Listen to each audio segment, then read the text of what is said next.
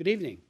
I am truly humbled to have been chosen to receive the National Police Defense Foundation's 2021 Legislator of the Year Award. But make no mistake about it, you are the men and women of extraordinary courage who actually take the risks, sweat the details, and face danger each and every day in order to ensure public safety. You are the ones deserving of awards like Chief Matarazzo and Superintendent Callahan, and so many others. I would like to especially thank Joe Acapinti, the highly decorated former federal agent and chief of the Human Trafficking Unit. Joe's amazing 22 years of police work, including 5 years working undercover, and over 76 separate commendations, and his work combating human trafficking, makes him a true hero. As a lawmaker, I've written many laws to combat crime and assist victims in strongly opposed recent legislation in Congress to eviscerate qualified immunity for law enforcement. Last October 28th marked the 20th anniversary of an historic law that I authored, the Trafficking Victims Protection Act of 2000.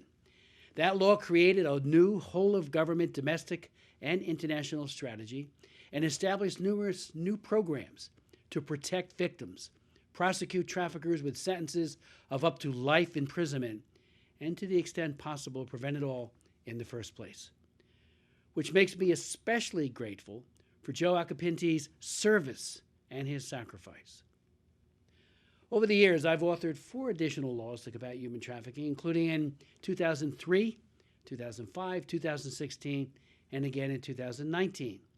And a week ago, I joined Frederick Douglass's great-great-grandson, Ken Morris, and introduced H.R. 5150, the Frederick Douglass Trafficking Victims Prevention and Protection Act of 2021, which includes many new programs, including initiatives to make young people situationally aware on how to avoid becoming a victim.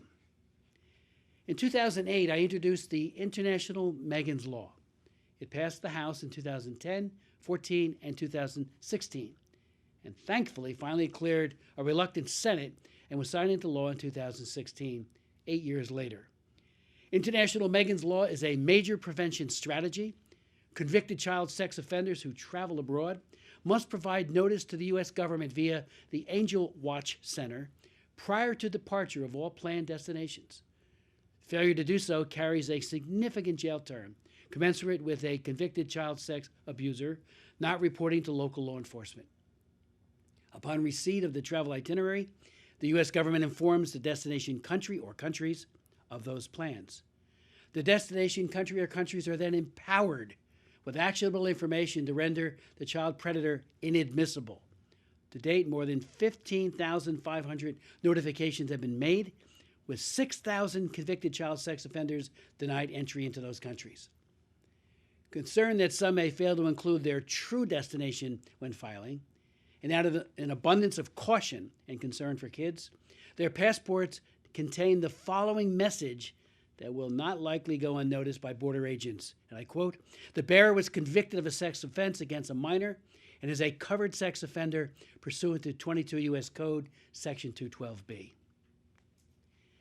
The act also created a new policy of reciprocity, an attempt to get other countries to warn us when a convicted pedophile plans to travel to the United States, empowering us to deny entry.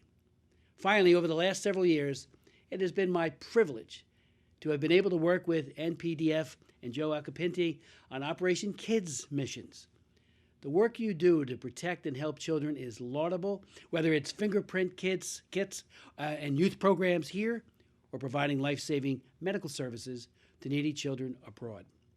Operation Kids is even more impactful when viewed in the context of NPDF's other meaningful programs, such as SafeNet, to attack the rise of pedophile activity on the internet, the Safe Cop program, which offers generous rewards for information leading to the arrest and conviction of anyone who shoots a law enforcement officer anywhere in the U.S., and the NPDF's Legal Defense Program, dedicated to protecting officers. As an elected official and the father of a law enforcement officer myself, words are inadequate to convey the gratitude and respect that I and the vast majority in the community have for you and your families. Thank you.